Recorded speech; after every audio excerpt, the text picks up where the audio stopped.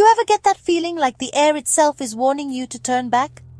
Because at Bald Crow Mountain, the air hit colder than December in Shimla. Icy, heavy, and way too quiet.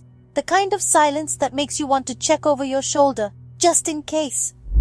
That's exactly where Ethan, Claire, and Ryan found themselves. 3 friends, city types, laughing off every story the locals told.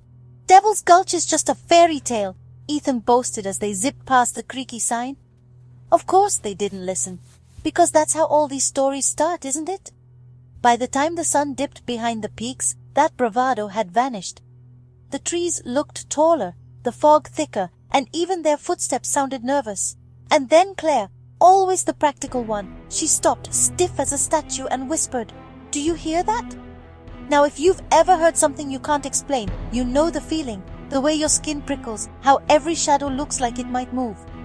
There was a sound, soft and slippery, like distant whispers tangled in the mist, too faint to follow but too strong to ignore. Still, they kept going, because the summit was close. Ethan tried to sound confident, but his voice cracked. And just as they rounded a bend, Claire saw it.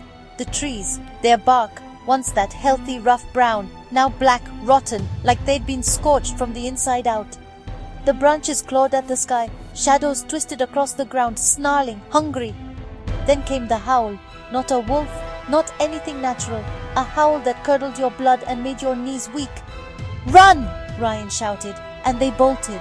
Fog wrapped around them, each step sinking deeper into a nightmare. The path disappeared. Roots grabbed their ankles, the ground itself seemed to shift.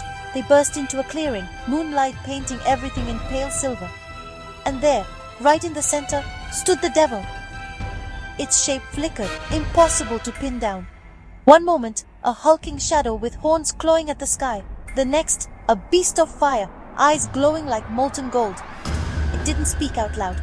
It didn't have to. Its words crawled straight into their minds. Ethan tried to run, but the ground swallowed him. Just gone. Claire reached for him, but an invisible force dragged her towards the devil. Ryan? He couldn't even scream. He just stood frozen as those hollow eyes pulled him under. Then, darkness. The next morning, search parties combed the mountain. They found nothing. Not a shoe, not a phone. Just silence and fog. Nobody went near Devil's Gulch again. Not after that. Sometimes, when the mist rolls down and the wind gets just right, you can still hear the whispers. Not voices exactly.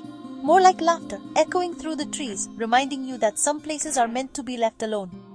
So next time you see a warning sign, maybe, just maybe, listen.